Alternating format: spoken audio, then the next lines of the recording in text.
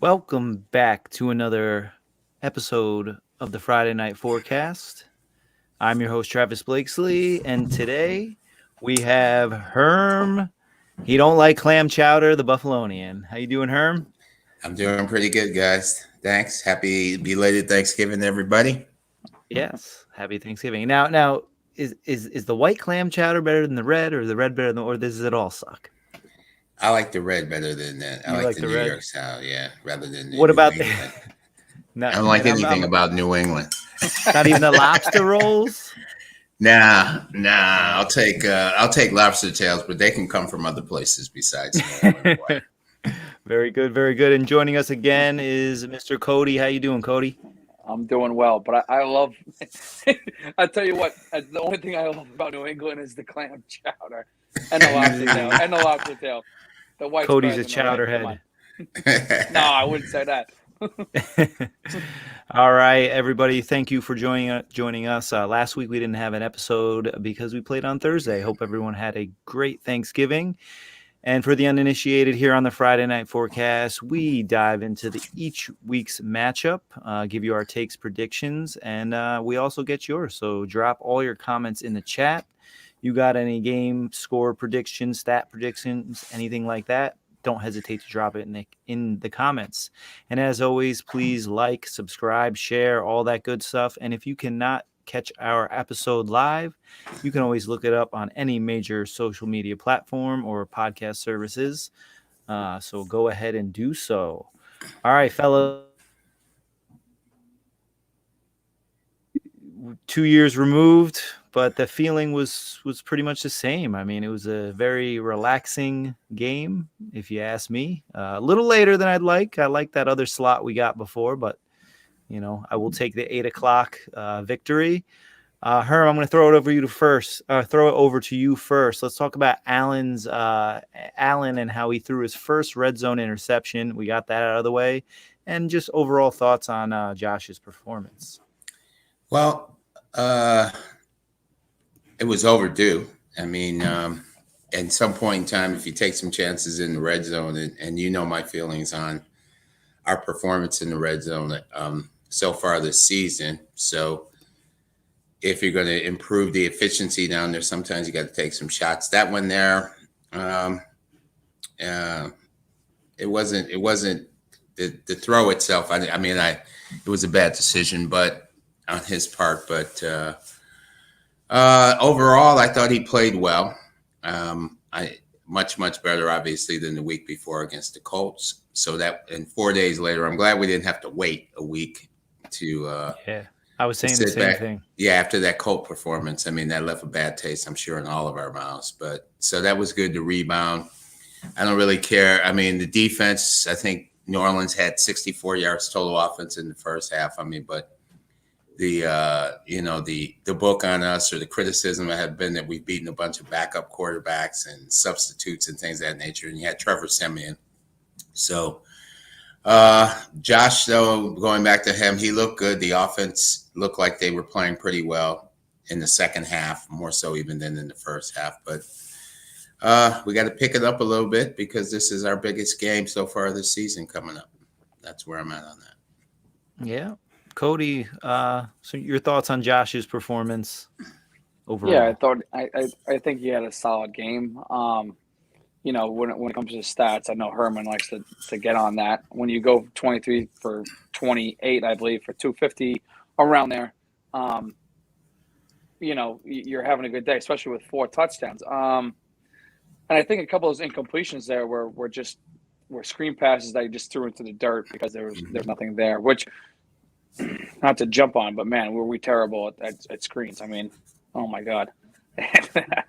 People long for them, but man, you see when we try them, they don't go anywhere, which is an incomplete pass, which is pathetic. But no, good day.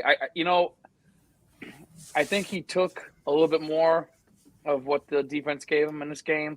He hit some running backs, he hit some shorter passes, he got the ball out quicker. And I like that if there was nothing there, he took off and he got down most of the time.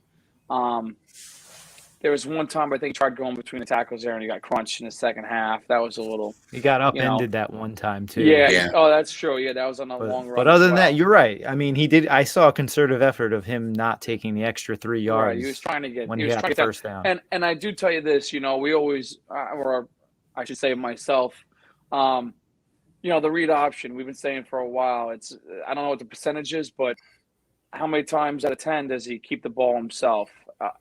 I felt like he did, or at least try to make a concerted effort to hand the ball off in this game on those option plays, which I liked. It kind of makes, you know, new games coming, you know, make them look for something. So I like the game. It was a solid game. You got him out of there with 6 minutes ago in the fourth quarter. So what can you say? Yeah, I mean, he had a great completion percentage. One of those interceptions, you know, it looked like he was expecting Stephon Diggs to be somewhere where he wasn't. You know, still he can take that one. But, you know, the second one, his arm got hit. Ball goes up in the air. That Saints defense was pretty opportunistic. And, you know, we still scored, 31? I mean, It was a solid performance. And, you know, Josh, he continues to look cool under pressure in primetime, which is great to see. You know, he seemed pretty relaxed and, you know, the dome doesn't hurt. And that narrative certainly is going to be pushed even further, especially since we'll probably see some inclement weather on Monday. So, you know, that's something to keep an eye on about Josh being able to play inside, outside, you know, in the stadium going forward. But let's move on to the running backs. You know, Breida, another good game, opportune when it called upon. I'll throw it over to you first, Cody. Do we foresee Breida remaining active? And if so, do you also think that Moss is out by de facto going forward? Yeah, I think Breida stays up. I can't see how you can take him off at this point. He just brings a speed element that we don't have with the other two. And, you know, I don't hate on Zach Moss. He's a solid player, but there's nobody's going to be scared of him. I think that if you have Breida in the game and he's on the field, you have to watch those, you know, outside zone plays. He just brings an element that we don't have otherwise. Singletary is great, as Bailey's, you know, Bailey's pointing out for you right now, but he doesn't bring that element to this game that Breida does. You have to account for it if he's on the field, and I think you've seen a noticeable difference when he's on the field than when he's not. So yes, I absolutely think he should stay up. Now, at what cost? Is that Moss or another player on the back end of the roster? I'm not sure. Well, yeah, I mean, we're getting at least 2 guys back, maybe even 3. So yeah, it's definitely going to be the numbers game. Herm, your thoughts on Breida? I thought he was, as in the Colt game. I mean, Moss was made inactive. He really hadn't been productive the prior 2 games, and I like Breida. As Cody said, you know, he has the element of speed.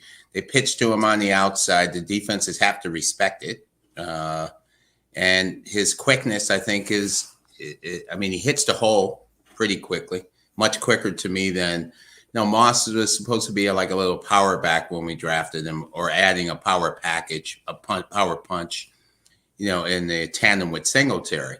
But Breida he's faster, very, very quick. And I think he adds another element, even as a receiver, because they got to pay attention to him on his wheel routes and things of that nature, which he caught a touchdown in the previous games. But I like him being there. I think probably Moss is probably going to be made inactive again. I think that was his second inactive, if I remember correctly, last week. And if I had to take the pick up the 2 of them and activating them, just based on their performance lately, I'm gonna keep Breida. To me, you almost have to keep him, just based on what he's been doing lately. Cody, go ahead. Yeah, just, you know, the only, you know, New England is a very physical team. The only element to Zach Moss's game that you could see them bringing him up for this one would be that physicality. But again, it's not that Singletary doesn't bring that. I don't think it's enough to warrant a game day active over Breida at this point, and Right. what he brings to that, like me and Harm just point, that speed element. I just don't. I think he's more valuable in that role right now than Zach Moss. Yeah, I'll tell you this. He's going to have to prove it in practice. There was one pass that was thrown to him a little outside in the Indianapolis game. He just looked completely uninspired. It hit his hands. He walked back to the huddle. And that kind of summed up a lot of his season, in my opinion.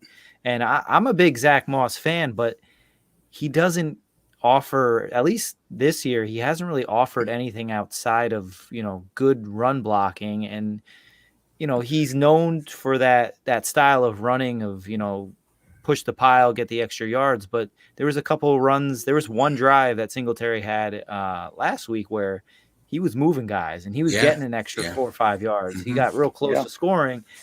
So, like you guys said, with the added dimension that Breida brings, I mean, you see some of those outside zones. You see they kept running, and this is a Brian Dable thing. They seem to find a running play that works, and then they use it until it doesn't work. And it was that fake toss. They'd fake to left, and Allen would kind of toss it out.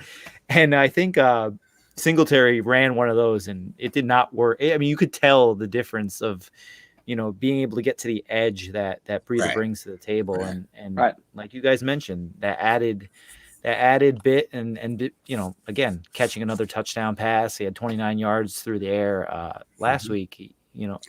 He seems to be playing inspired football. So I think you roll with the hot hand. And I think if I remember correctly, even one of the commentators noted that Singletary was running harder, but because you got some competition there for playing time.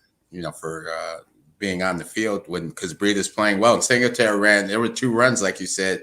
Those were some of the best runs I've ever seen him have in terms of he had contact and kept going. He had, I think on the one run, there was about 5 or 6 guys that hit him, and he kept moving the pile himself. So there's nothing like some motivation, huh? On that depth chart.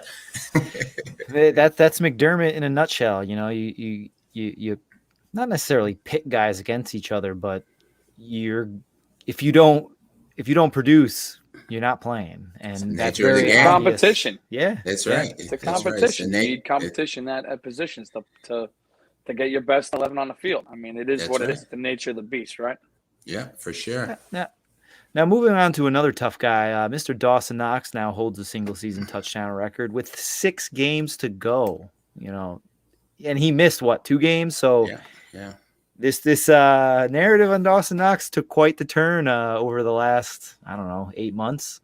And it's good to see. I mean, he's been everything we've wanted in a tight end, where you're going to get your 5, 6, 7 targets a game. You're going to get your targets inside the red zone, and he's really been capitalizing on them. Sure. Herm, do we see a Pro Bowl type season from Dawson Knox this year? Are we going to continue? Yeah, I think he's he's been a big part of the offense in the passing game. Like you said, right now, I think he's tied for the league lead in touchdowns for tight ends. And after, as you say, missing 2 games. Hunter Henry, he's tied with Hunter Henry. Yeah, exactly. So, I'm pleased because even in the Colt game, there was some criticism, though. He dropped a couple balls, which was remember, that was the pet peeve of Bills fans last season. Is that he dropped some balls, but then he went to that tight end U or whatever that thing was, the camp they had in the offseason.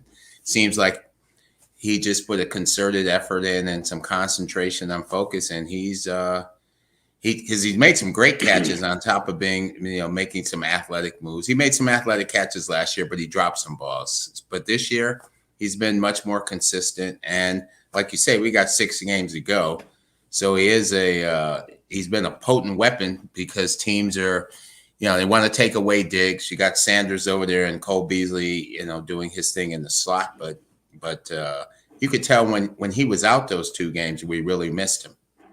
And we in didn't the win. yeah, exactly, in the passing game. So Pro Bowl, I mean, part of that is a popularity contest, but at the same time, if he continues doing what he's doing, it's hard to deny him. So, Cody, what do you think, Mr. Dawson Knox, 3 for 32, 2 touchdowns last week? Yeah, I mean, just touching on the Pro Bowl, I think it's hard to keep a guy out of the Pro Bowl if you're getting the double-digit touchdowns, right? Yeah. Going back to the Saints game, a lot of these, and we touched on it, he makes these great, or he did at least the last couple of years, these great one-handed catches that you see, and then run over some guy or stiff arm somebody, and then Right. and then just bobble a ball that's on an 8-yard turnaround, and it's frustrating. But what we're seeing a lot this year is a lot of these touchdowns, and especially you saw it in the Saints game. Really, I don't remember I know he had 2, but he had the one that was called back on motion or something. I forget what it was, but Yeah, a lot of these legal aren't block even downfield. Right. Yeah, right. Those guys were. That's right. The left part of the line was going for a screen. A lot of them aren't even contested catches. It's like he's walking into the end zone, which makes you think, like Herm touched on it, when you have a Diggs and Sanders and a Beasley and Gabe Davis and whoever else you throw out there, defenses have to pick your poison, right? So I think we're seeing kind of the fruits of having a many-faceted offense here, and he has buckled down on his concentration, right? And he's making the catches that he didn't make, which is pretty much the ones that are right in his face, right? So, I think that you can get a Pro Bowl season, and it is a popularity type thing, but you can only keep a guy out so much if he's racking up numbers, maybe not in the yardage, but as far as a touchdown. So, we can take 4 catches for 40 yards and a touchdown every game. That's great. All day, every day. All day, right? Yeah. Yeah, and to touch on your point in the red zone, I think what makes him so effective is you put a linebacker on him and you run a crossing pattern, or you leak him outside, or you do a screen, and they're not going to get there in time. You put a safety on him or corner, he's just going to out jump you. I mean, we saw plenty of touchdowns from Dawson Knox, pirouetting, up high, back of the end zone. So he's definitely a matchup problem. And, the way he takes a bite out of that turkey leg, man, I like it. And I tell you what, he does. He's still chewing. Couldn't talk. He does roll off the block nicely. So, Very when he's well. staying in line, it's very smooth, which, I mean, you saw from when he came in, that he's an athlete and he has that athleticism there. It was just whatever it was, a concentration problem or whatever it was. Well, and raw. I mean, he didn't, look at the offer. He was with AJ Brown and some other big wide receiver. Yeah, 3 of them down there, right at the same time. But I mean, you see, look who he's on a team with now. He's true. got all the talent. It's come to fruition for sure. Right. But you're right. He's gaining experience every game, and it's been awesome for us this year. He's been a blessing, I guess you could say. I don't know. Yeah. All right, let's move on to the defense. Cody, I'll kick it right back to you. The defense bounced back, and particularly in the run game, I think that was a point of emphasis in that short week. And again, no Alvin Kamara. Right. You're running with the practice squad type players, but still, I mean, guys got to block, guys got to tackle. I know for me specifically, the insertion of Tremaine Edmonds was extremely noticeable from the play one. I mean, that first tackle set the tone. What do you think stuck out to you, particularly in the run game in this defensive performance on Thursday? Well, I think you just kind of nailed it there. The tackling, right? There wasn't a lot of missed tackling, and the linebackers played downfield, right? Milano and Edmonds both. It was a point of attack. It felt like they played free, which was great to see. But you do have to remember, you're not playing an Alvin Kamara or even an Ingram, who at this point in his career is what he is. I even had to write it down for my Tony Jones Jr. I couldn't even quite remember. No offense to him. I'm sure, Tony who? yeah, and Ty That's right. Montgomery. But the dynamicism there isn't what you get with an Alvin Kamara, right? So, yeah, I think the gap integrity, the tackling was much better, and I think that after we got destroyed by the Colts, I think that was obviously the emphasis, and I thought they did a much better job at simply tackling, which seems so easy in a game of football, but it apparently is not sometimes. So yeah, I think it was a big game from everybody in that respect, as far as just getting to the point of attack and stopping the play. Yeah, you bring up a great point. Linebackers is a very strong position group on our team, specifically the two starting ones. But Herm, why don't you touch on the defensive line? I thought Ed Oliver had one of his best games of his career. And Harrison Phillips, he didn't show up too much on the stat sheet, but he played the run extremely well. Your thoughts on the defense overall, and maybe just touch on that defensive line. Yeah, well, I mean, you just said it best right there. Oliver was outstanding, which right there in the middle is the cog for stopping the run game, especially coming in between the tackles. So Cody hit on it as well. We tackled well. That's I think was part of the problem in the Colt game, because we made contact, but then I think their yards after contact were Taylor's in particular were phenomenal. Which he's been that way with the league, but we didn't tackle that well. So Edmonds coming back, as you said at the beginning of this segment, was instrumental, because him and Milano, the linebacker play was outstanding, but the line set it up. And I think after the Colt game, the point of emphasis on stopping the run game had to be probably number one defensively in our game plan. But as you guys both have said too, we were playing in their depth chart, maybe a third and fourth running back. I mean, Ingram is what he is at this point, but Kamara's, is a top running back in the league, but they weren't there. So, but they still had their line, and New Orleans has a pretty good offensive line, and we dominated that at that point of contact, the line of scrimmage. Our linebackers were fantastic, and it was good to see. I mean, also, I think we didn't respect their passing game because you had Trevor Siemian quarterbacking. So, there's some things to take away. And moving forward into the Patriot game, with the run game, and I think that's imperative. As we move into that conversation a little bit later. But all in all, I mean, I was impressed with the defensive performance, because you play whoever's on the field, and this is the NFL. We lost to Jacksonville, who we thought was the worst team in the league, but a game they might be, a game that the team was supposed to, and they were wounded, but we did what we had to do, and I think the defense was extremely impressive. It was one of those games I didn't even worry about them scoring or mounting an offensive, mounting in any type of offensive momentum. It just our defense, I think, they played like they have pretty much all year. There've been some, but they were very impressive, and I'm looking forward to getting Starr back this week into that defensive line with Ed Oliver. Addison also played well, I think, as well in the game too. So I'm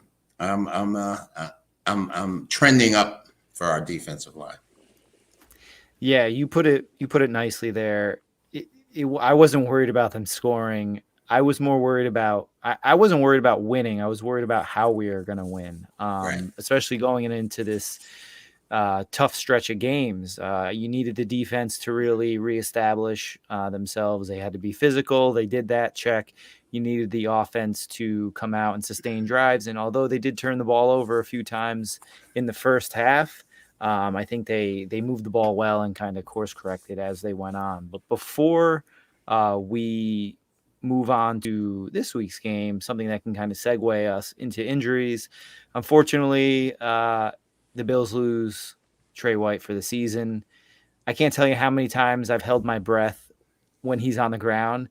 And I think this was the first time I was saying to myself, yeah, he's going to get up. He always gets up. He's always he's laying on the ground in pain. He gets up after commercial break. He comes back on. But after that replay, you knew, that non-contact knee buckle, the writing was on the wall. Cody, how do you think this defense copes with the loss of Trey White?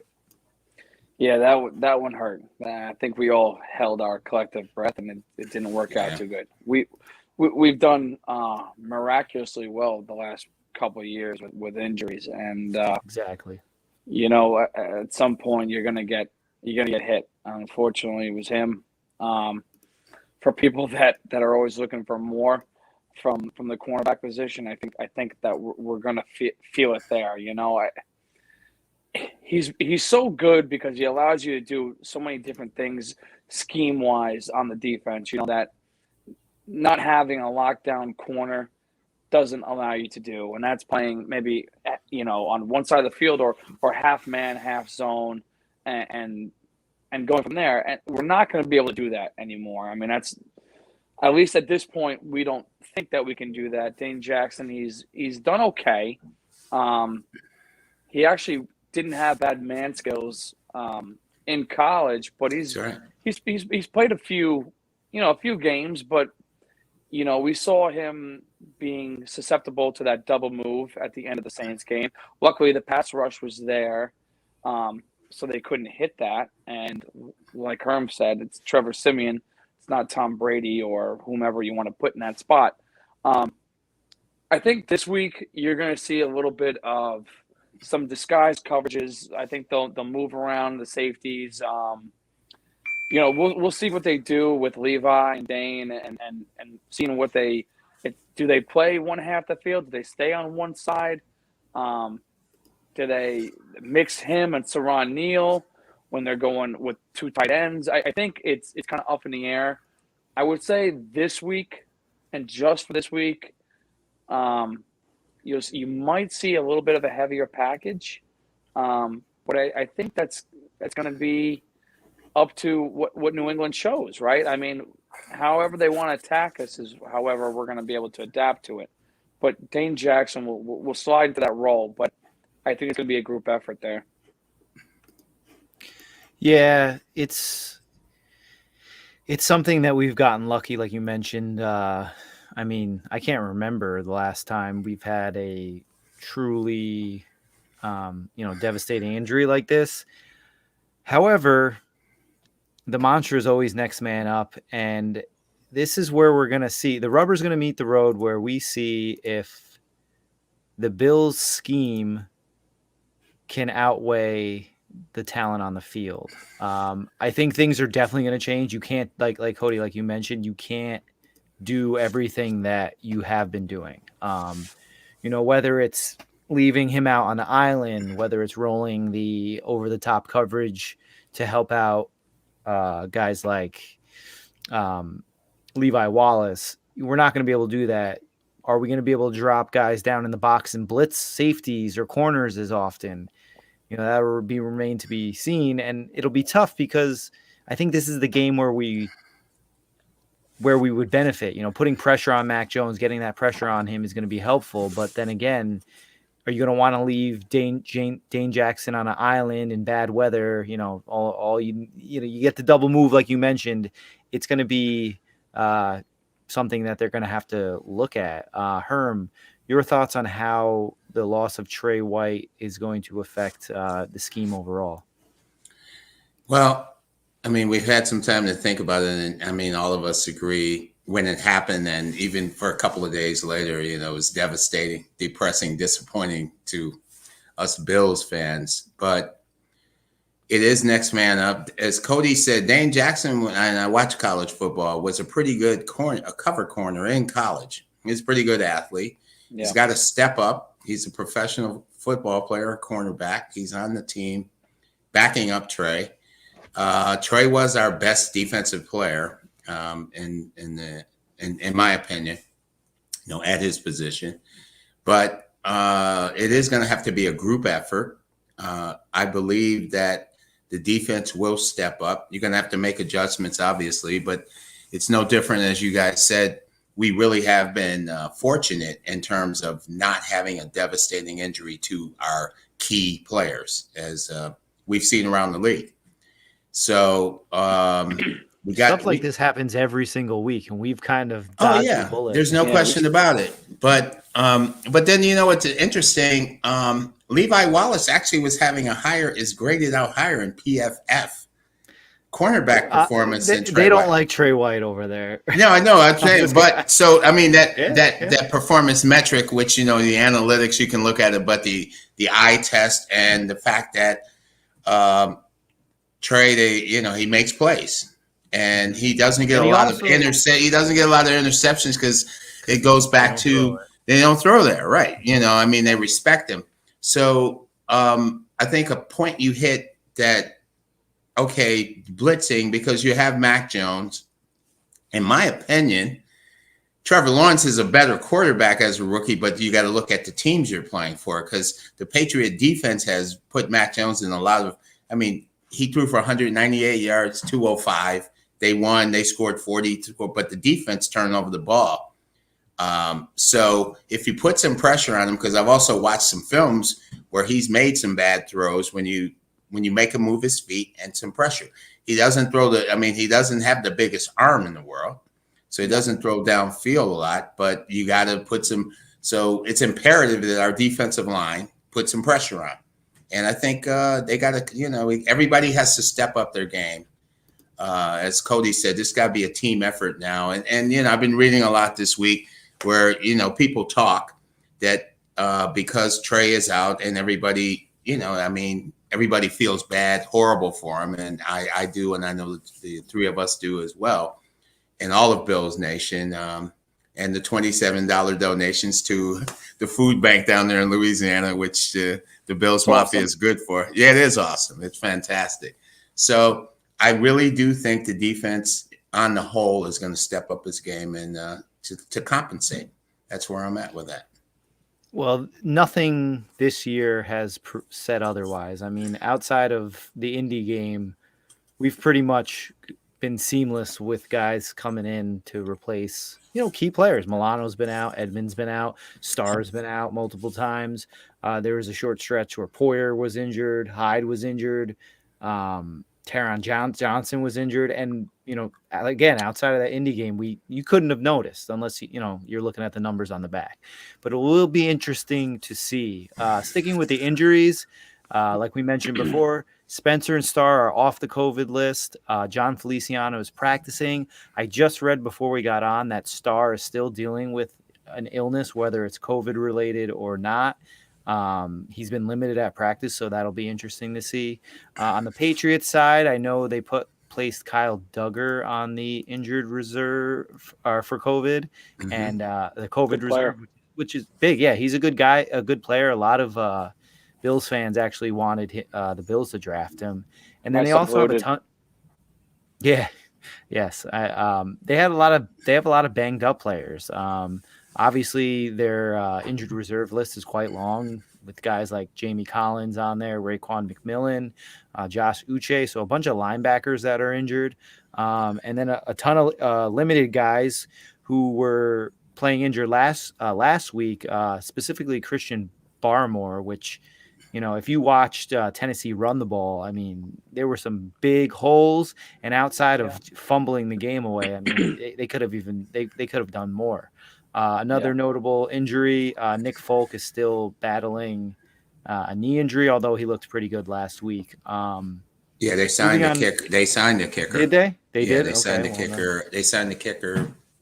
I was going to say today. They actually signed the kicker. Well, then that doesn't bode well. No. Signing a kicker on a Friday. Yeah, exactly. Right. Yeah. The weather report, it's not going to be nice. Again, like I mentioned, I don't know when it's going to rain or if it's going to snow or at what time, but it's going to be less than ideal conditions, which I do think favors the Patriots a bit more, as their defense has been playing at a high level, and obviously they're committed to the run game. Buffalo currently, Herm, what is the main reason why the Bills have struggled to beat quality opponents this year? I think that is really the elephant in the room. I mean, we beat Kansas City, who is turning things around, but we have a lot of wins over inferior opponents, and not too many quality wins. Is this the game where we're able to kind of get over that hump? Well, I looked at when I looked at the lead sheet, and then I thought about it. We were really the only two high quality teams we lost to are the Colts, who are 6-5 now, or 6-6. So they started out slowly, but they are. I mean, they're to me they're a better team than their record indicates. Yeah, I agree. And then Tennessee, which, I mean, we could have won that game. The other two losses, we got 4 losses. The other 2 losses are, the Steeler game and the Jaguar game, which those are losses that we shouldn't have if we were to look at it like that from an honest perspective, but we lost.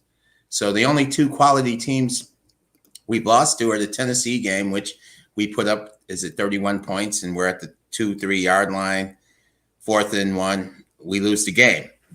The Colt game was, to me, an aberration. You had who's Star out, Edmonds out, and that defensive thing.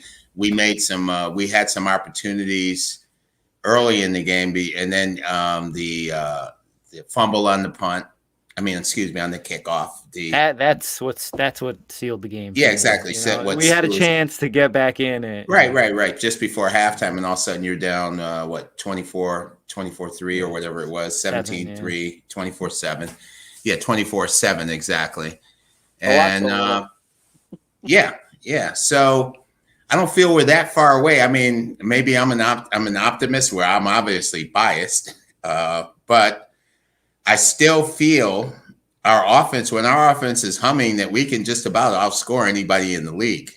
Right now, defensively, we're facing the Patriots defense is getting a lot of props. They're back to Belichick. I got to share this with you guys. There's a guy online in this Bill things with that sent me a thing, and this is going back to you guys who are young, that said, well, Belichick controlled the ball in the Super Bowl 91. This is his style. And I go, he's the defensive coordinator. He didn't control the ball. I sent this back to him. He goes, well, it was Belichick. I said, the Bills scored 19 points in 19 minutes of possession. Okay. And then I said, look it up. He looked it up. But he took it from Parcells. I said, so he didn't control the ball, but they want to give him all this credit. So let's bring him down. And so I had to give you guys. Yeah. Well, and he was the defensive coordinator. We scored 19 points in 19 minutes. That's all we had the ball. But I told him do the math. So he said, "Oh well, Belichick wants to take the most important person out of the game." I said, Thurman Thomas had 135 yards rushing in that game and 20 catchings. He was the best player on the field. He didn't get the MVP because we lost. So anyway, I just said that I have to debate because you guys, I think, let's see, Travis, you were 1. Yeah. Yep. And Cody, you were young. You were very young, but you were very young. Half a 10. Half a dime. Yeah. So anyway, dating us.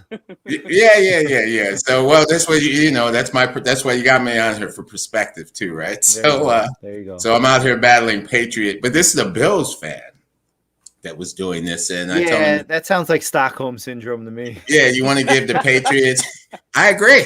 I tell them it's time. We took them down twice last year, and Monday night is an opportunity to gain our respect in the league. And as I said, I truly feel when our offense is humming, you've been watching games with me, Travis. When our offense is humming, we can score on anybody.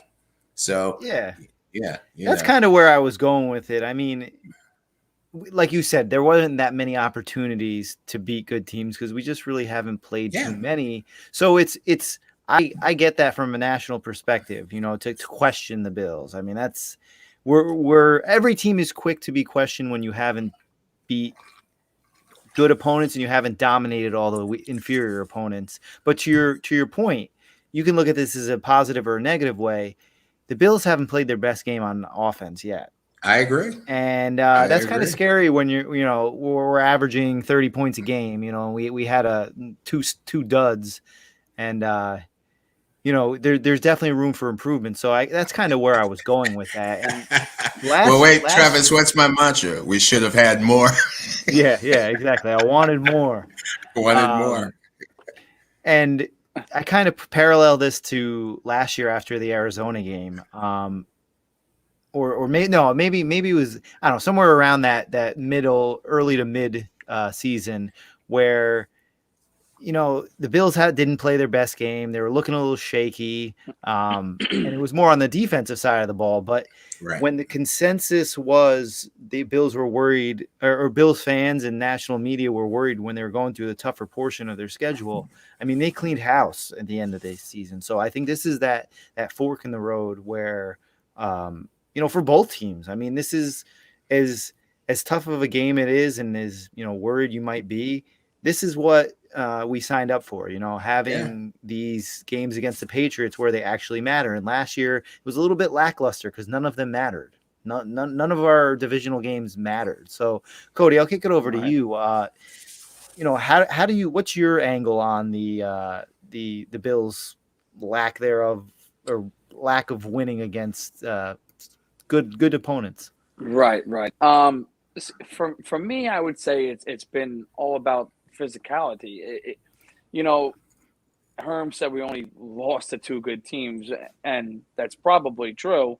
But if you just give it to the Titans and the Colts, even with those teams, the Titans, Harold Landry ate our lunch, right? You go to the Colts and their D-line pushed us way back.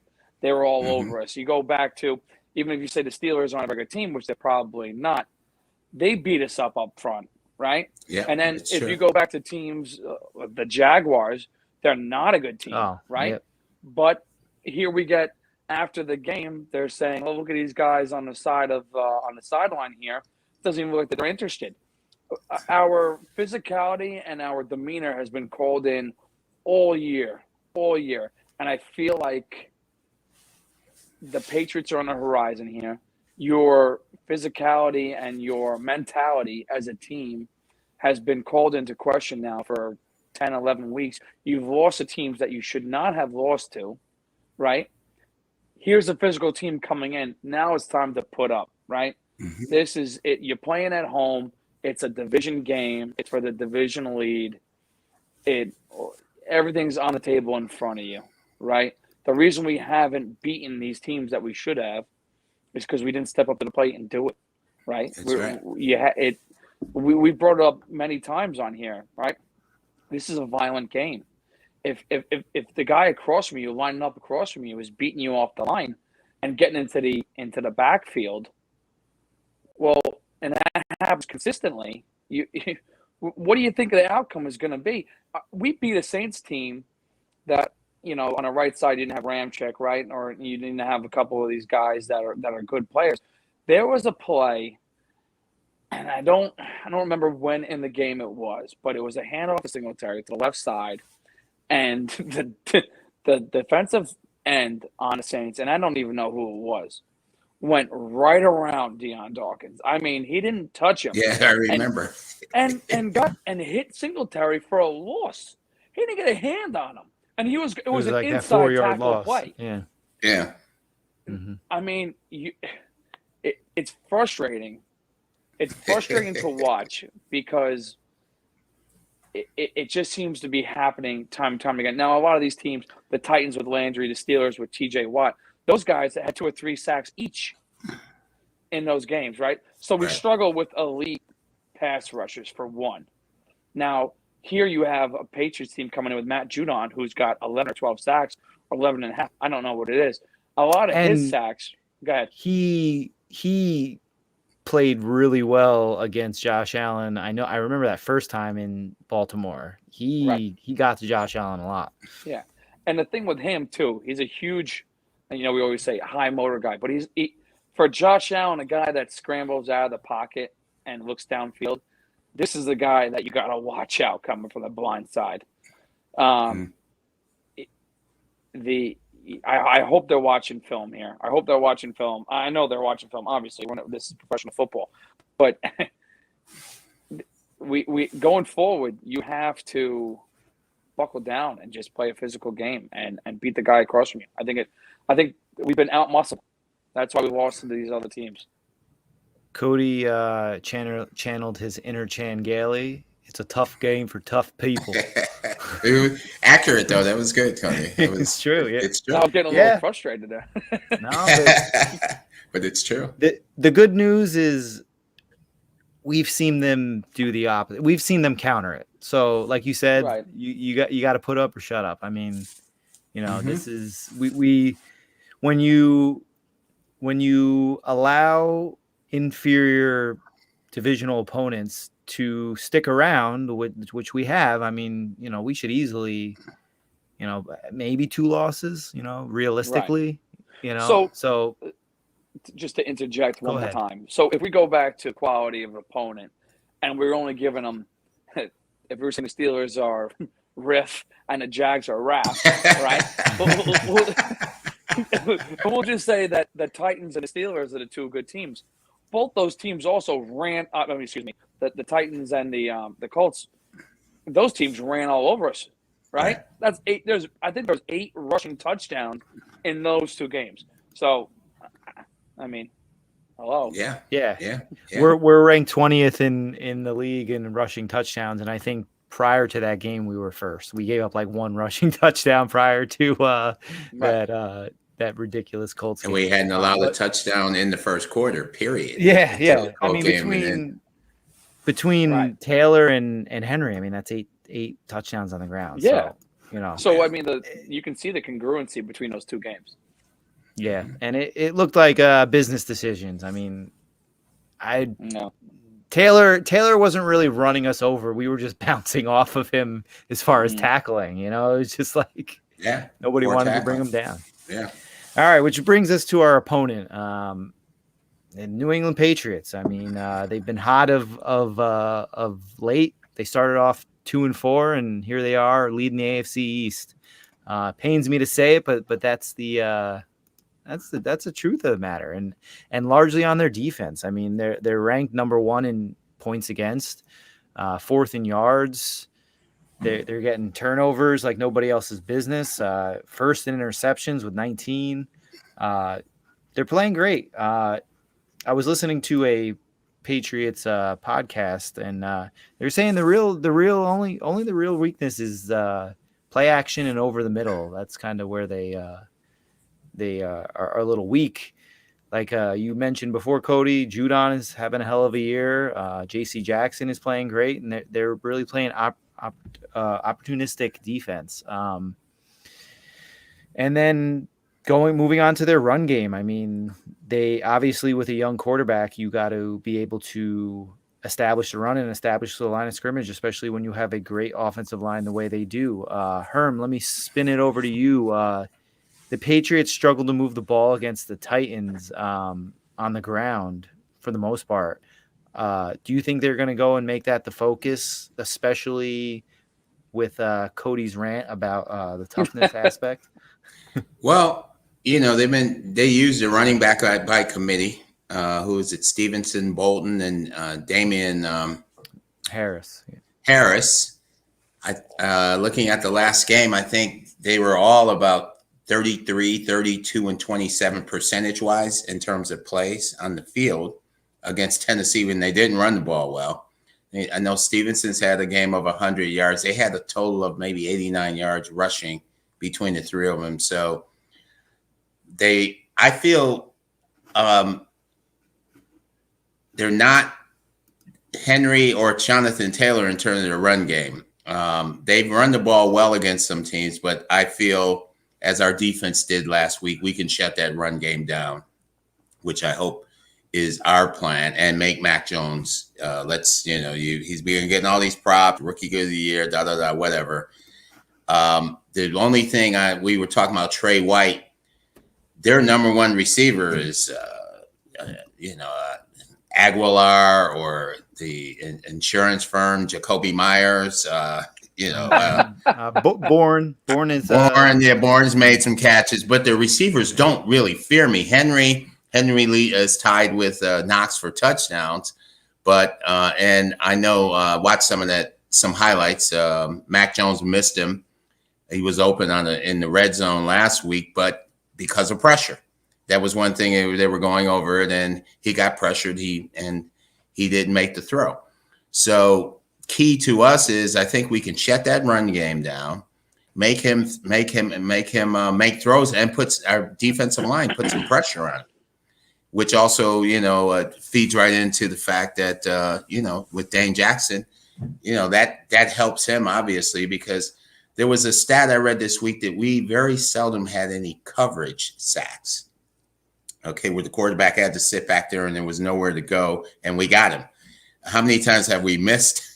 I mean, remember Carson Wentz in the game when who was it? Addison that went over the top of him. That was had frustrating. And went over the top of him. Right, it was very frustrating. And he almost did that last week. If he wasn't going almost, he sure did. Simeon, who has no athletic ability. Right. So Mac Jones is not the most athletic quarterback of the crew either. So that's my take is I believe we can shut down that run game. Stevenson's also, if I remember on the injury report, is he was limited a bit in practice this week. So who's Bolton and Damian Harris are probably going to get the most action. So it's actually Brandon Bolden was the one limited. Was he limited? Okay. So yeah. I mean, the running backs themselves don't scare me, but it's as Cody said, it's the physicality of the line. If the line is open up holes, we see in the league, there's running backs you never heard of that all of a sudden can have games of 100 yards or even 90 or opportunistically get first downs or 7 yards, putting them in 2nd and 3 and things of that nature. So what we need to do is shut them down early and put Mac Jones into 3rd and 8s, 3rd and 10s, 3rds and 9s, and make him make plays. So Cody, speaking of Mac Jones, is he overhyped or is this kid the real deal? You hear a lot of comparisons against Brady's rookie year, and obviously they're not the same guy. But did he come in with a high floor, low ceiling, or what's the deal on this kid? I do think that he's overhyped. I agree. I think he's playing the role that he's supposed to play there, right? They don't ask him to do that much, and he's doing what they ask him to do, and he's doing that at a very high level, I guess you could say. But if you watch a Patriot game, and I rewatched the Titans game, there's nothing. He's not throwing the ball down the field, and when he was, Herman touched on it earlier, he was missing. Yep. He was missing these balls. I tell you what, just to throw a stat out there, the Patriots are 8th in the league in yards after the catch, right? There was a play to, I think it was the Bourne. I'm not sure if it was Bourne or not, but it was a simple in cut. It was like a 7-yard in cut, and it went for like 45 yards and a touchdown. Yeah, they're not even dynamic routes, and I don't know if they're just. I wish I could go back and watch it even a little bit more, and seeing if they're just doing clear out routes and then hitting these guys. Most of these passes are outside the hashes. A lot of play action. He rolls to his right sometimes, and they hit these short passes outside the hashes for 7-8 yards, and they do it very well. And Brady did it for years. Other than that, he's not particularly dynamic in the run game. I think he had one good scramble on that. He will take a sack, and if the sack is coming, he will go down. He lives for another play. He's composed. I give him that. I think he's a good rookie, and I don't want to downplay him, but I think he's overhyped in the sense of if you put him, just to take from what Herman said before, if Trevor Lawrence was on the Patriots and he was on the Jaguars, right, I think Trevor Lawrence would be cutting it up right now. Yeah. And Mac Jones would be, you wouldn't hear a word about him. But he's doing the Patriot way, Patriot way, right? So, yeah. I think Charlie Weiss was quoted saying that he had the Patriot way before even becoming a Patriot. I guess his mental makeup, take that what you will, but with Nick like you Saban, said, they were saying, in Alabama, yeah. But you know what? You can't Sure. just. Go ahead. No, I'll swing it over to you, but I just want to say you can't discredit the 70% completion percentage as a rookie. I mean, he's 12 games in, so that counts for something. Right. But this is what you got to do. Don't let them get up on you. Don't let them build a lead and make him beat you. Get him off script. He's been in great situations, and a lot of that may be due to him and the offense's design, but let's see what happens when he gets, a proverbial punch in the face. But Herm, just quickly touch on Mac Jones. Well, my thing, my first comments on Mac Jones when they talk about him is I said his two receivers were drafted before him, so Waddle and the kid with Philadelphia, because at Alabama you had great running back, you had wide, and you just sat back there and they were open all the time. So it's a whole different situation. Cody hit it right on the head if you swapped quarterbacks with Jacksonville and him, but 70%. But as Cody said, you're throwing 7, 8. I watched a lot of tape on him, and but throwing downfield, which is what I want us to make him do.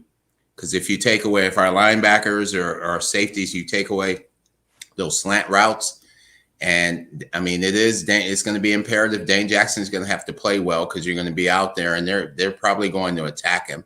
Levi Wallace takes a lot of criticism on the other side, but Dane is replacing Trey White. And now it's another interesting stat I read today is since Gilmore was traded to Carolina, or however he went down there, the Patriots are 7-1, which was very interesting, as if by subtraction. And he's also subtraction. Addition by subtraction. But the wild part is Gilmore right now is grading out as the top 3 cornerbacks in the league down there with Carolina. So what's the guy's name that's number 2 with the Patriots? J.C. Jackson, maybe? No, Dill or Gill? Is it Hill? Who's replaced him. And I was reading a thing today where they're giving him a lot of props, but they play a lot of zone defense. So another thing we're talking about, Josh is going to have to do what him and Mahomes have had to do this season, is take what Cody said early on, take what they give you. Okay, and also take what they give you, and you'll bring that defense up. And if you get a chance to strike, you strike. So it's Jalen Mills. I misspoke. Mills. There. Okay, I knew it was. I said Gil. I knew it was an IL. Yeah, Gil Hill Mills. The same guy who used to be on the Eagles there. Come over from the Eagles. Who Mills? Right. Yeah. So he's and they were like, oh, he's been the perfect replacement for Gilmore, and that's when we're 7-1. Since Gilmore left, which to me is kind of like, all right, I think I'd rather have Stephon Gilmore than Mills, all things being equal. But you're 7-1. I think that's a coincidence. It is a coincidence. But this is what I mean. This is the Patriot hype that we're getting, hype machine. So they just love it. They couldn't wait for this hype. Yeah. So anyway, we have our opportunity Monday. So Herm, real quick before we move on, the defense, since you're already on it. Are they as vaunted as they've been perceived, or are they paper champs? Well, they played well, as you said. No, I'm not going to say they're paper champs because Judon is formidable. Van Noy's playing well on the other side. So their pass rush has been the defense. Really, to me, has helped Mac Jones because I think I read a statistic how many short fields he's gotten. Hold on real quick. I got your stat here. I think their average starting field position is on like the 35. Yeah. 30, and inside the 50, 30, the 33, 33 and a half yard line. Exactly. Right. And that's been because I think they've gotten 20 turnovers in the last 6 games, or if statistically something, which is amazing. Go ahead, Cody. They're plus 12 in the last 6 games. So they might have 20, but with the offset, they're plus 12 in the last 6 games. Though. Yeah. Well, he's been 9 touchdowns and 2 interceptions. So he hasn't. And he has he has had 2 interceptions and 1 fumble. So so he's got 3 of them, but on the differential. But defensively, I mean, Judon, as you said, with Baltimore, he gave us problems. So now you're with the Patriots, and everybody, Belichick, you got the defensive genius, blah blah blah blah. But I still sit here, and I believe we can score on them. And because we played well, like you said, the games didn't have the meaning last year, but now prime time, Josh has an opportunity to come out here. He's taken some heat, because of the 7 interceptions over the last 4 games, I think, and some were bad throws. As you said, the red zone one where he got hit last week. That's your first one, but your arm got hit. But he held the ball too long, also, in my opinion. I think he held that ball about 5 seconds. You could have got rid of it or done something. So you got to eat that one. But defensively, they're not a paper tiger, but some of the teams they played against, because Tennessee was wounded, but nobody really talks about that, as they talked about New Orleans was wounded when we played them. So I believe they're not a paper tiger, but I believe we can score on them. And I think I've said it many times. I believe when we're humming, we can outscore anybody in the league. I agree with you on that one. All right, we're an hour in. Let's move along to our picks and whatnot. So, Cody, give me your matchup that you are looking forward to watching on Monday night. My favorite matchup here is going to be our linebackers versus Mac Jones. And I'm going to go, obviously we don't run a 3-4, but I'm going to bring Rousseau into that as well. And the reason I say that is, in particular, Tremaine Edmonds and Greg Rousseau are condors on the field. These guys have length, and they have size, and they have range. Mac Jones, we all know, we just discussed it. These balls come out. The ball comes out very quick, and we're not throwing the ball down the field. I just want these guys to get their hands up, right? If you're Rousseau, I hope they're in meetings right now, and if they're not getting there, put those hands up. Same thing with Edmonds, being able to get out on that flat and get your hands up. I think the opportunities are gonna be there for not only interceptions but for batted passes, which are going to be huge in this game. So I'm really looking forward to those guys being a big factor in this game. Yeah, and batted passes lead to good things for the defense most of the time. That's right. Herm, what's your matchup you're looking forward to most? Our defensive line against their offensive line, and I think this just piggybacks on what Cody said earlier about the physicality. We can't allow them to push us off the ball at the point of contact, because their running backs, they're not Jonathan Taylor, they're not Derrick Henry, but if you get holes, you can pick up 6, 7 on first down, and we need to stop that. We need to get some tackles behind the line if we can, but at the point of contact, Oliver played fantastic. He had a great game last week. Star, if he's back and playing well, Harrison Phillips played well, Addison, and as Cody just said, Rousseau, I think to me can be the wild card because he's been kind of quiet, but I think this is a game where he can shine. And if our defensive line can if they can put an effective pass rush, Jerry Hughes, as you like to say, Travis, he's always around. That's one of your things with Jerry Hughes. What do you say? He's always there, but he never gets there. Yeah. It's the old man with the fishing line. Oh, you're gonna get it. Yeah. But they had today a stat I read. I think he's got one of the highest pressures in the league. Yeah, it's been like that for 3 years. Yeah, 3, probably 7. Yeah. Listen, I know when pressure affects when it leads to a good play, but there's so many times where his pressure leads to an escape valve for the quarterback for him to get out there to the edge. Yeah. So So anyway, that's mine, is the our defensive line against their offensive line. That's what I was gonna go. Hmm? I'm sorry. again, Cody. I'm sorry, Josh. I was Yeah, going no, to say, go. I do think that in this particular game, pressure will go a long way, because Mac Jones isn't the most mobile, and he is, but I think if you get him off his spot, he is susceptible to making bad plays if he's pressured. Right. So, do they necessarily have to get there? I don't know. I think you just got to make him uncomfortable. Right. Yeah, my and Cody or Joey knows what I'm talking about. The guy who almost caught the dollar.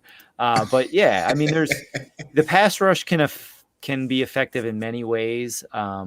But you got to stay in your lanes. You gotta condense that pocket. And that's why you get guys like Greg Rousseau on the team. But what I was saying is I was gonna do the same. I was gonna go the same direction as you, Herm.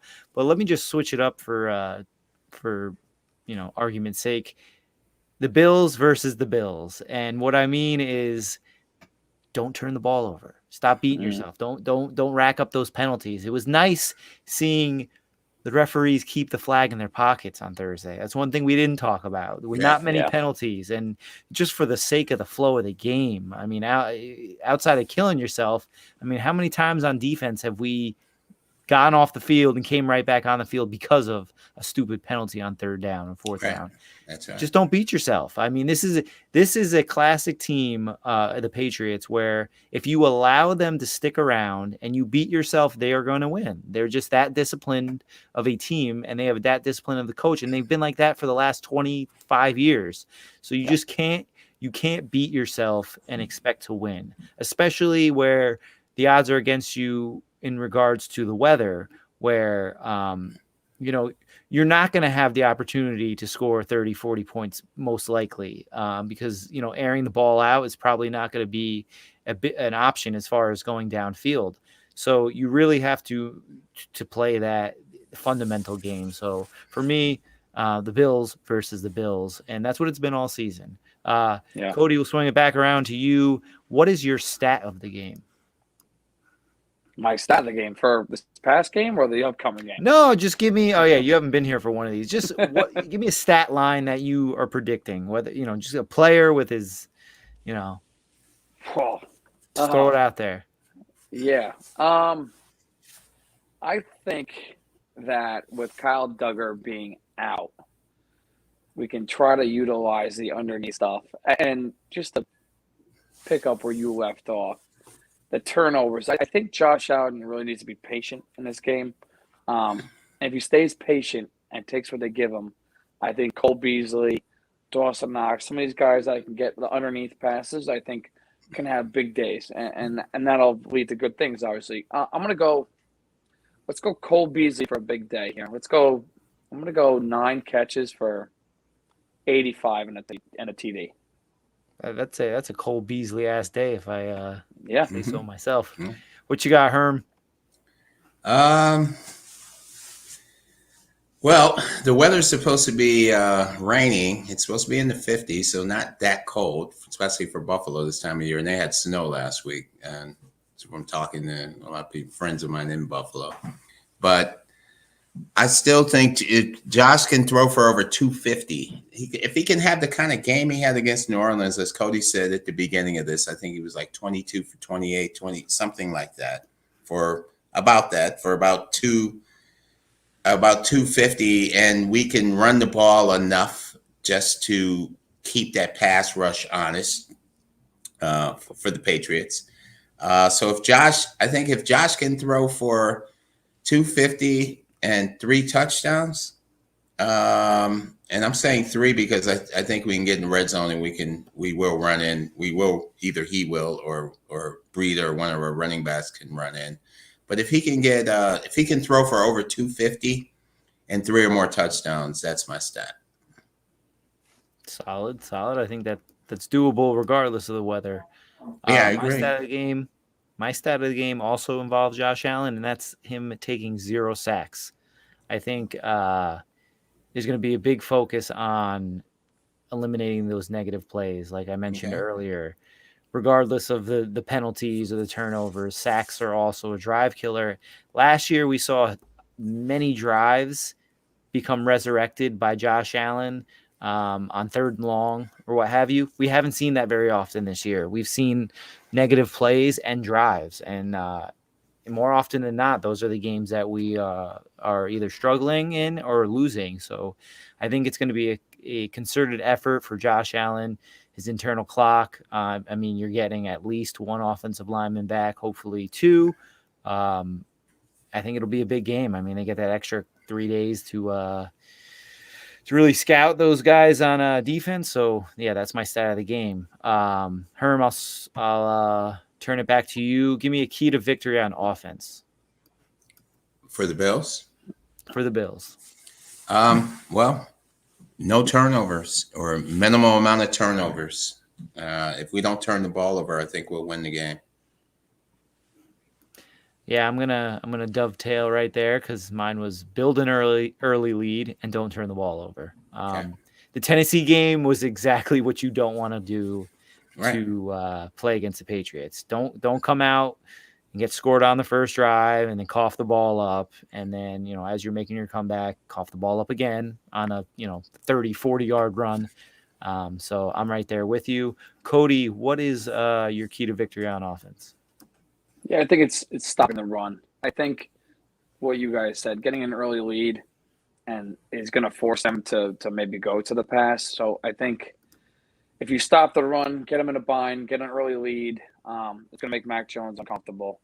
It's going to put him in a spot that he hasn't been these last 6 games. So I'm going to say stopping the run is the key to the victory. All right. Well, I was doing offense and defense, but I'll take that as your defense. You want to give us one for offense? Give us one for offense. Yeah, I mean, obviously, I think it's Josh Allen staying patient. I think if he stays patient and just stays on track and hits the open guy and doesn't become Sugar Rush Josh Allen, Belichick is going to try to make him uncomfortable. And I think if we keep our composure and play our game, we win this football game. I think we're a better talented football team. And if we stay within ourselves, we'll win. Composure. Patience and composure. Herm, give me your key to victory on defense.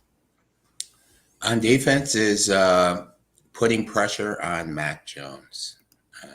I think that is, to me, the key. We talked about is he overrated and I'm not going to say he's played really, really well especially for a rookie in the NFL, but I want to see him play under pressure. And I think we have the team and we have the defensive line and linebackers are some, when Frazier and McDermott do decide to blitz him, let's see what happens. Put some pressure on him. I'm going to see him under pressure. See how he plays under pressure as a rookie. I'm right there with you. You got to make Mac Jones beat you, which means you're going to have to stop the run and you're going to have to build that early lead. I know a lot of these things are just sound a little repetitive, but I think the pathway for the Bills' victory is clear and it's definitely achievable, which brings us to how it's going to play out. Cody, give me your score prediction. Buffalo wins 27-21. Herm. I had 28-20. We're there, Cody. 28-20 Buffalo. 24-17 Bills.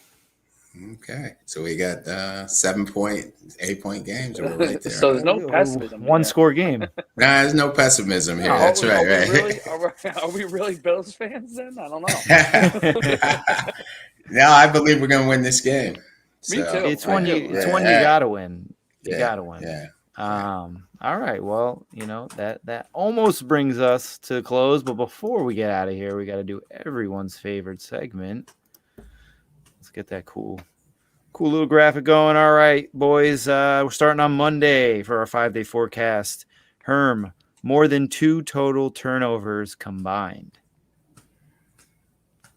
Clear. Combined both teams, right? Yes. Clear. Cody? More than. No. So I'm going to go with a push, 2.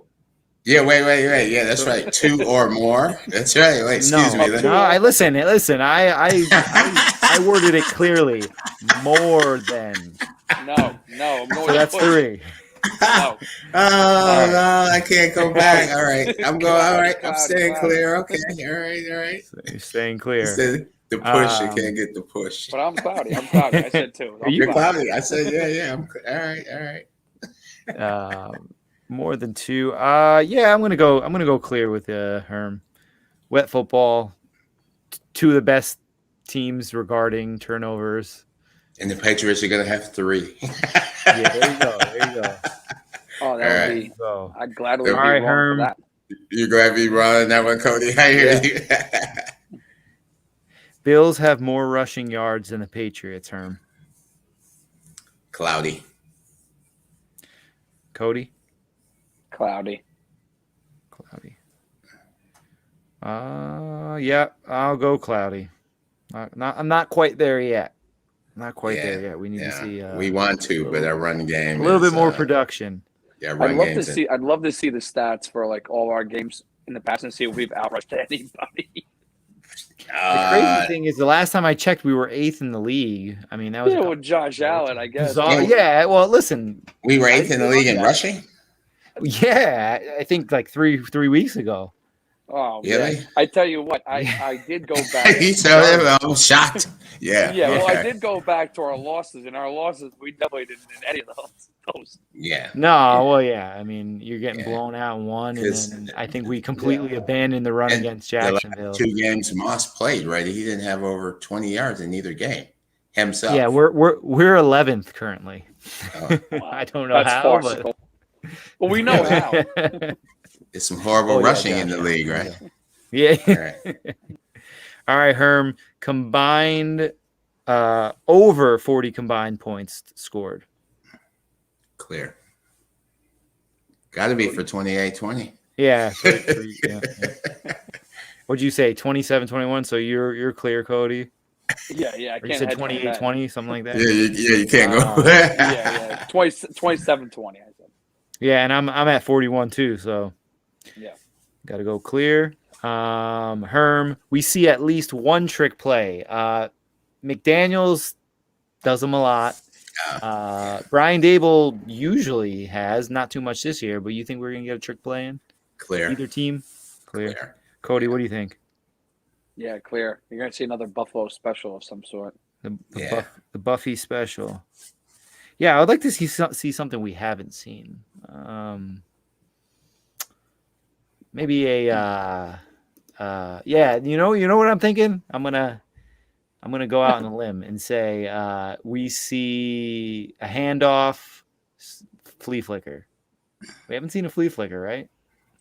Yeah, well, I don't know the Patriots have. I know in one of their games where they ran the running back up and he threw it back to Mac Jones. And I see the Bills doing it. But who was it? One of their wide receivers, Myers, has thrown the ball twice. Right. That's right. So yeah, I definitely think we'll see one. And for the Friday, Bill Belichick slams something. Slams something? Could be a phone. It could be a tablet. Could be a helmet. Yeah. Cloudy. It could be a fan through a table. You never know. Yeah, and if it goes to a tailgate before the game. I'm going cloudy. Cody? I'm trying to think what did he do last year? The phone. Remember? It was the phone. He threw the tablet and the phone. He slammed the phone. I mean, that's I don't know how often that happens. I'll go cloudy there. Yeah, I mean, it's followed up by a long conversation with Sean McDermott at the 50-yard line, which was another surprising one. I'll just to be the contrarian, I'm gonna say he throws a flag. He slams that red challenge flag down on the ground. I know, right, Cody? Come on, man. Really? The flag. Yeah. Listen, Joey remembers that too, right? I just thought of that on the fly. I swear. I hope he tears his rotator cuff when he does it. Yeah, right. Yeah, that would I be can't great. say that. The wife Yeah, like I'm with you, goes Cody. and- And to see him like that the next game with the sweatshirt, hoodie sweatshirt on with a sling. That's right. Yeah. Yeah. Yeah, you got money. Go get a real sweatshirt, guy.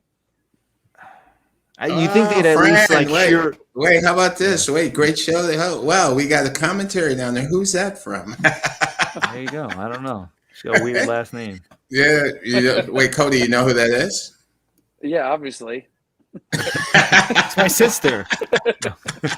Yeah, that's wifey. I like that. Hi, friend. Yeah. So that just about does it.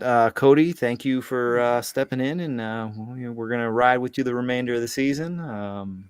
We'll get your mic set up and that laptop figured out. But Okay. I'm sure the viewers and the listeners appreciate your insight. Herm, it's always a pleasure. Yeah. But any closing thoughts? What do you got before we go, Herm? Wait, here, you guys. This is personal to both of you guys. I'm gonna give you some closing thoughts. Now, you guys realize that Carmel High tomorrow at 3:00 plays for the state football championship. But wait, you play a school from Buffalo. Yeah, I saw that. you? Oh, you played Bennett High School, who my last roommate I shared an apartment with before I came to New York is in Bennett High School's Sports Hall of Fame. And he's going to the game. You're in the Carrier Dome, so you're in Bills country. Yep. Right. So Carmel High is playing for the state championship against a Buffalo. First time against a Buffalo team, a Buffalo school, and my high school in 2015 was the first Buffalo public school to win the state championship, South Park High, before the cartoon. We beat Lords out of Poughkeepsie, and so I've had a few people here in Carmel that knew about it. They go, Herm, you rolling with Carmel or the Buffalonians? So what's your answer? Don't skate by. Come on, man. I'm an alum. I know I got two Carmel. You and Cody are Carmel alums. You're Rams. Yep. I told him, I said, it's hard. I may have to switch because of you guys, but I'm a Buffalonian, and I know a bunch of. It's a win-win. It's a win-win. They're playing Bennett High School, and I know a lot of Bennett High people are real good friends. It's not your high school, though. I mean, it's not my high school. Come on, you're a resident of Carmel. That's what they told me. I'm a resident of Carmel. Listen, what's that thing in your living room called? What's that little TV thing? Where in my living room? Above your TV. Oh, the Nielsen rating. You represent Carmel. Cody. Well, yeah, Cody. Deb and I we're the Nielsen's rating household for Carmel. Okay. I don't even know what that is, but it's the That's how they do the TV ratings. So they pick a household. So he's been in my house. So whenever somebody comes in or whatever I'm watching, they see what you're on, and that's how they get ratings for when you see a X amount of ratings somebody who's watching games or TV shows. So yeah. Right. So Travis has been here and seen the thing, and if you came in, I have to add a male and blah blah blah. Right, so that's how they do it. So I'm the ratings. Because if you keep adding, you keep watching Bills stuff, maybe you'll get more Bills stuff down in the downstate area. I don't know. Hey, Fran, you're the only one in Carmel that has that thing on your TV. Yeah. So anyway, Bennett High School against Carmel High at 3 p.m. tomorrow. And I know the coach too for Carmel High. He's a good guy, Kaya. So yeah. Listen, he taught me more about life than football. So you know, all right. So me and Coach K go way back. It's been going back for a you long too, time. Cody. I think you too, Cody. He was there when you were there too. Oh yeah. All right. So Carmel High at 3 p.m. And get this, Todd K is from Buffalo.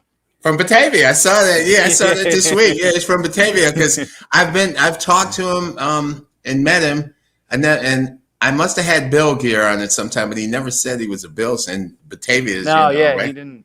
I know. Yeah, that was we'd always talk about it. I'm like, and he never met. I'm like, I feel like I'm the only Bills fan here, but yeah. No, I got to see. He told me the stories where the snow was higher than the door. Oh yeah, he's from Batavia. Yeah. So when I've just found that out this week, I was like, oh okay, because they said he's playing a Buffalo school. So there you go, guys. The Rams against the Bennett Tigers. There we go. It's a win-win for Herm. Yeah. Go Rams. Go. Good luck to Carmel. Yeah, go Rams. They're in the Carrier Dome. So they're in the dome too. So you don't have to worry about weather. Cody, closing thoughts.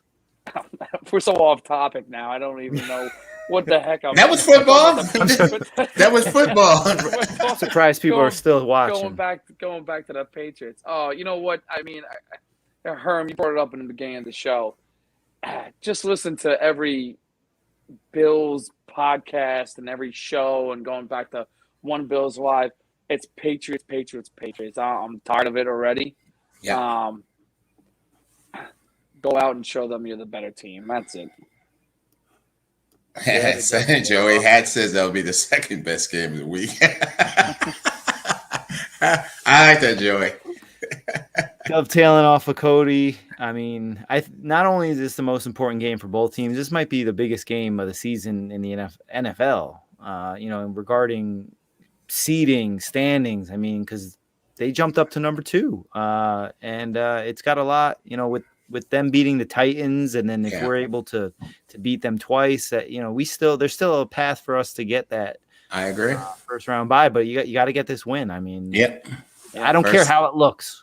I'm not getting picky, Herm. I don't want to hear you talk about we could have won more points. Just get the W.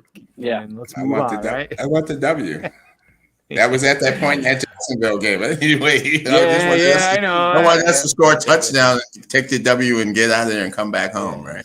So, all right, guys. Well, thank you for joining us. It's another great episode of the Friday Night Forecast, and as always, go Bills. Go Bills. Go Bills.